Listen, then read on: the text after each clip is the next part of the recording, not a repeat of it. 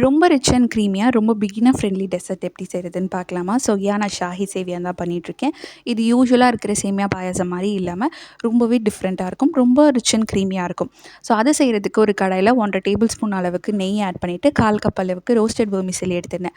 ஒரு beautiful aroma வர அளவுக்கு நல்லா ரோஸ்ட் பண்ணதுக்கப்புறமா பால் ஆட் பண்ணிக்க போகிறோம். இது நார்மல் வெர்மிசெல்லியில் பண்ணாலுமே ரொம்பவே நல்லாயிருக்கும். ட்ரை பண்ணுங்கள்.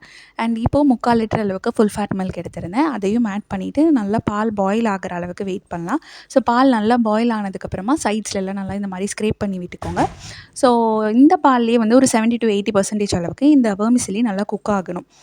நல்லா வெந்ததுக்கப்புறமா 1/4 கப் அளவுக்கு சுகர், 1/4 கப் அளவுக்கு கண்டென்ஸ்டு மில்க் வந்து நான் ஆட் பண்ணிக்கிறேன். உங்கள் ஸ்வீட்னஸ்க்கு ஏற்ற மாதிரி நீங்கள் வந்து சுகரையும் கண்டென்ஸ்டு மில்க்கையும் அட்ஜஸ்ட் பண்ணி ஆட் பண்ணிக்கலாம். அதுக்கப்புறமா 8லேருந்து 10 சாஃப்ரான் ஸ்ட்ராண்ட்ஸ் வந்து நான் ஆட் பண்ணிக்க போகிறேன். ஸோ ஏலக்காய் ஃப்ளேவர் உங்களுக்கு பிடிக்கும்னா ஏலக்காய் பவுடர் கூட நீங்கள் ஆட் பண்ணிக்கலாம். நல்லா மிக்ஸ் பண்ணி விட்டுட்டு ஒரு 2 to 3 மினிட்ஸ் நல்லா குக் ஆனதுக்கப்புறமா 1 1/2 டேபிள் ஸ்பூன் நெய்யில் உங்களுக்கு பிடிச்ச மாதிரி நட்ஸை வந்துட்டு ஃப்ரை பண்ணி ஆட் பண்ணிவிட்டு அகெயின் ஒரு 2 to 3 மினிட்ஸ் நல்லா குக் பண்ணி இறக்குனா செம்ம டேஸ்ட்டான ஷாஹி சேவியா ரெடி ஆயிரும். கண்டிப்பாக ட்ரை பண்ணுங்கள். இது நல்லா ஹாட்டாக சர்வ் பண்ணாலும் ரொம்ப நல்லாயிருக்கும். அண்ட் நல்லா சில்லுன்னு சர்வ் பண்ணாலும் ரொம்பவே நல்லாயிருக்கும். ஸோ கண்டிப்பாக ட்ரை பண்ணுங்கள். அண்ட் வீடியோ பிடிச்சிருந்தா நம்ம சேனலை மறக்காமல் லைக், ஃபாலோ அண்ட் சப்ஸ்கிரைப்.